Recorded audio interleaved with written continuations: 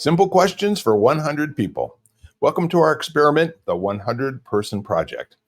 I'm Bill Carell, and this is my investigation. So, Simple Questions for 100 People is a research project to gather data from 100 beautiful human beings for the sole purpose to see what actually happens across the interviews. The questions are fixed, and all the interviews will remain consistent, with the variable being the actual participants themselves. So, Brian, it's as if I'm asking you to come sit on my porch, share your ideas so I can learn about people. Uh, really looking forward to see what we're going to discover when we're done, and very interested in the people and the process and your particular story. So let's get to know our guests through the interview and dive in.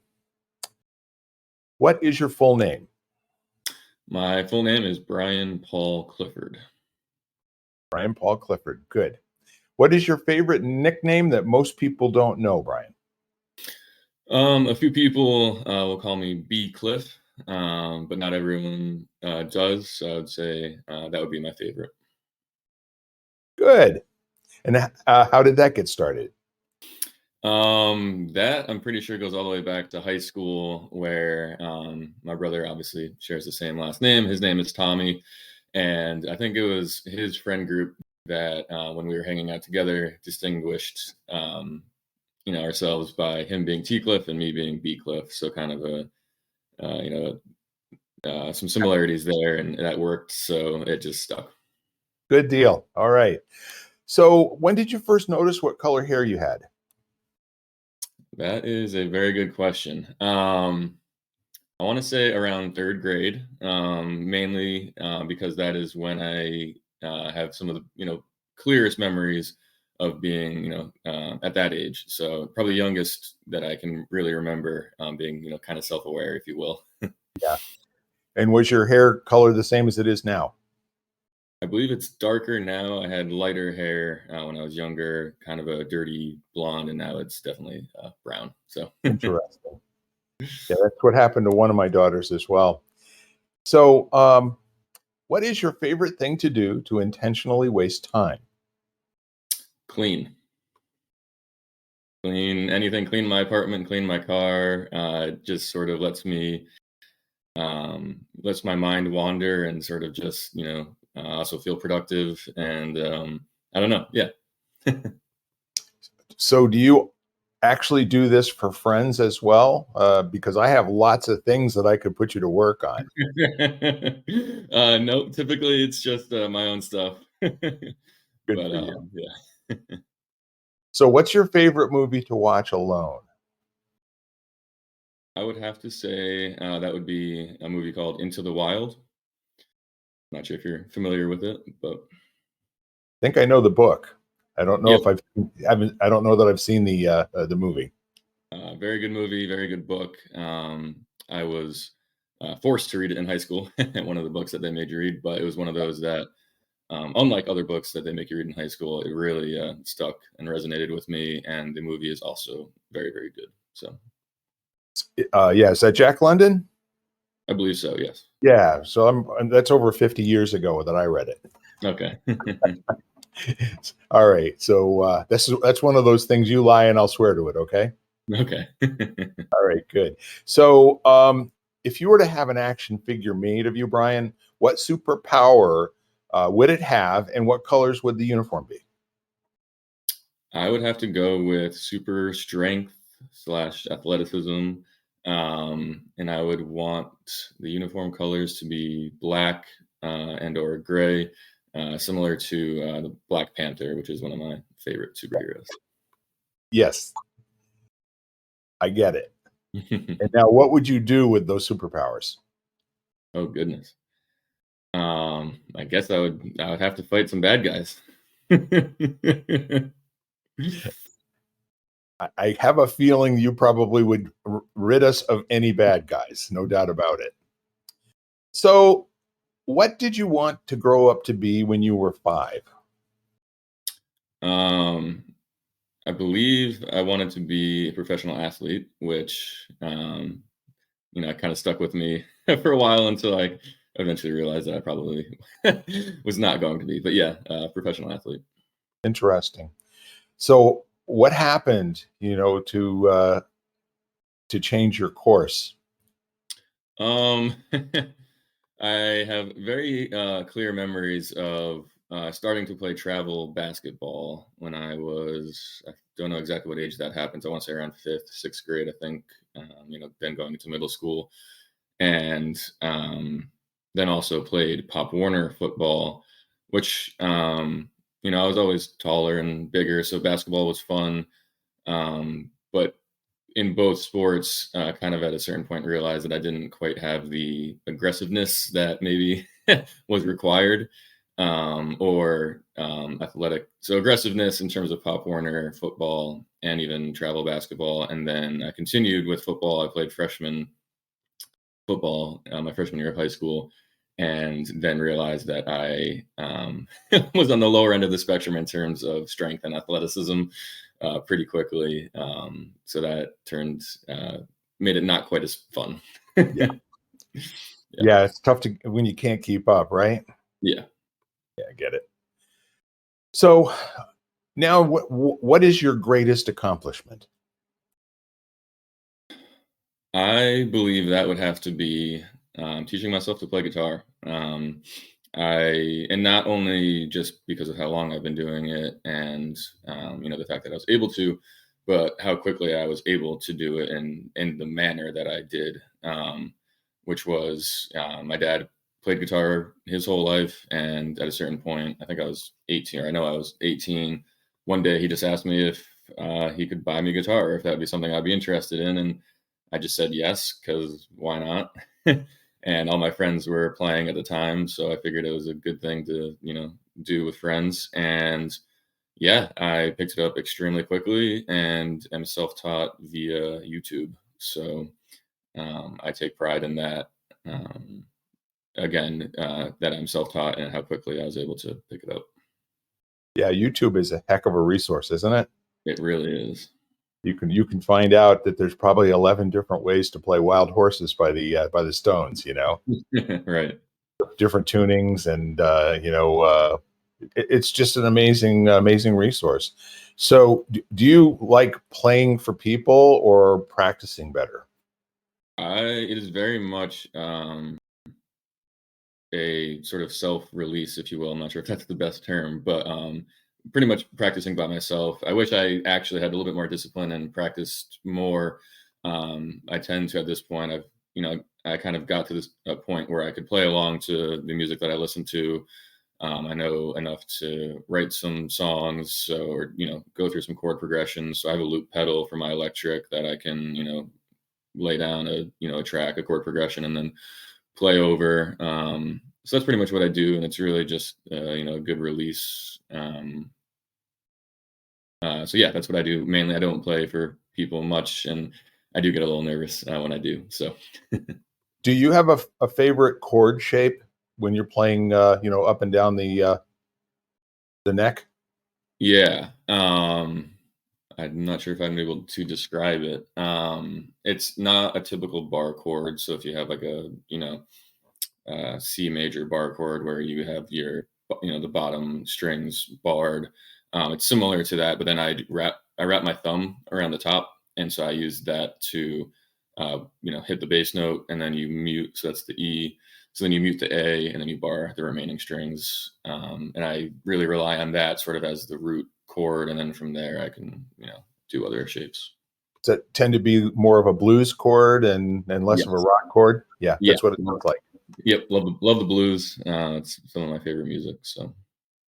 Well, we've got that in common, my friend. Seen many blues guys and women. So, Awesome. who's your favorite person to listen to? Um, Meaning, TV personality or just anybody. Who comes to mind? So right off the bat, I'm a pretty big sports nerd. I'll have ESPN on pretty much the entire day, even just while I'm working, just sort of listening to it in the background. Still able to be productive, but I enjoy the commentary. So Stephen A. Smith comes to mind, which may be a bit of a controversial one a lot of people really don't like him. I know he's loud and obnoxious, and at a certain point, that's just sort of become his, his gig. But when he first started out, I really enjoyed him and still do for how well he articulated things. I enjoyed his, range and vocabulary, and just yeah, the way he talks about things. It has gotten a little bit more extreme as he's gained more notoriety. And then he also had a partner that he did a show with for a while, who now has his own show, Max Kellerman, who is lower on the spectrum in terms of being a bit extreme in terms of his personality. He's also very, very smart. I just respect both of them in terms of their intelligence and the way they articulate things. He's a great straight man for Steven, isn't he? Yeah, exactly. Yeah, exactly. Anyhow. All right. So please complete this sentence. When I grow up, I'd like to. Travel the world. It is something that, and I am fortunate in that I have traveled a good bit, but not quite as much as I would like to. So I still have a lot of places I want to see, and I just think travel is an awesome, awesome thing to do that you can, do until you're, pretty old. At a certain point, it gets more difficult, but yeah, still definitely want to travel a lot more. Sounds great. Do you have any specific places that I mean, do you have a bucket list or something of that nature, or just the whole idea of a notion of planning and all that?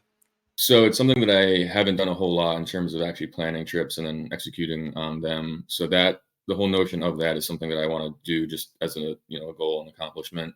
And then in terms of specific locations, the only place that comes to top of mind right now that I would sort of prioritize would be Greece and or southern France. The Mediterranean is just an area that intrigues me. So I think you've got good taste. Uh, have you taken any cruises? I have, yep. And what did you think of those? So I went on a very large cruise, a typical, cruise ship when I was 16 in high school with two friends of mine. That was a Caribbean cruise, and it was fun for being 16 and run around the ship and meet people your age and whatnot. And that was a lot of fun. I think at my age now, I would not do that again. More recently, I've been on smaller catamaran trips. I actually just went to Belize in the spring, this past spring, which was a lot of fun. And that's sort of more my style now. If I were to do a cruise, not so much the big ship, but Excellent. It sounds like a lot of fun. What is the most important thing in life to you right now? family. It is, isn't it? Yep. Yep. Yeah. So let our listeners in on a little 411 here. What about your family? At this point in my life, just giving back to them, in terms of, yeah, I'm just at the point in my life now where I can, and I, have realized now how much they provided for me. So I'm now able to, help them as they, get older, mom, dad, grandmom, grandpa, etc. So I frequently, in the warmer weather, go over to my mom's parents' house. Actually, we'll be doing that tomorrow morning. And I help my grandmom in the yard because she really loves all of her gardens and making sure that the yard is well taken care of. And has just gotten harder in older age. So that always feels good. And I enjoy being outside. Good for you. That's terrific. So, what would you like to leave in the world after your life is done?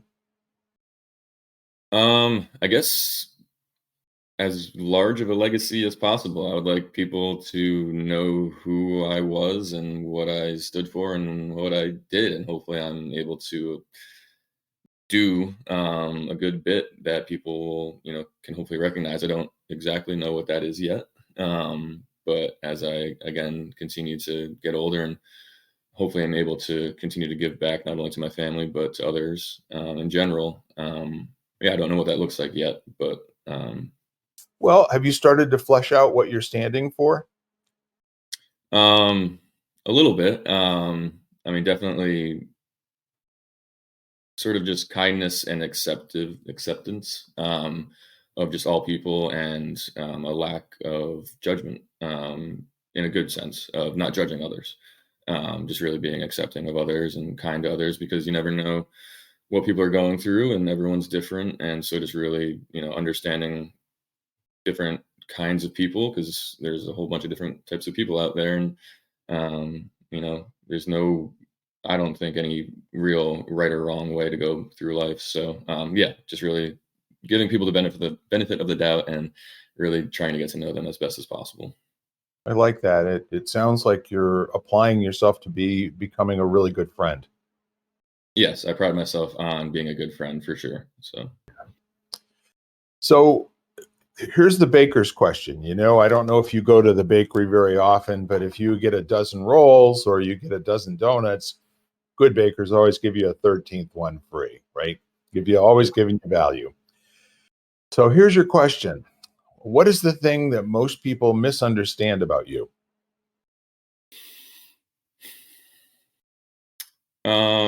I guess in general, I am a quieter person.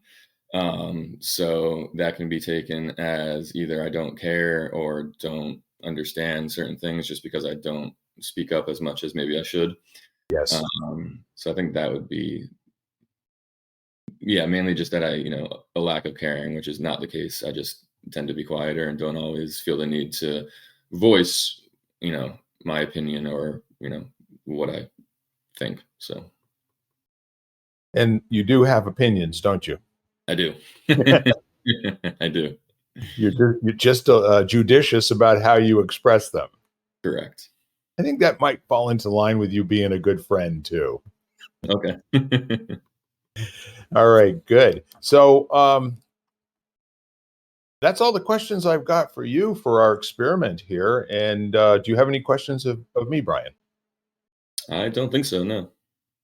Terrific. I want to thank you for being on as a guest, and for expanding our friendship. And I really hope you at home are enjoying all of these different great people. I want you to know that you are one as well. And I'm looking forward to interviewing you at some point too. I have about, I don't know, 80 more people to speak with, but we're really having a lot of fun here. Once again, Brian Paul Clifford, thank you so much for your time today. And thank you for your generosity and sharing about yourself. No problem. Thank you for having me. Bye for now. Bye. You've been listening to Simple Questions for 100 People, part of the Exvadio Podcast Network. You can find every episode at exvadio.com/podcasts, the Apple Podcast app, Google Podcasts, Spotify, iHeartRadio, and wherever you find podcasts.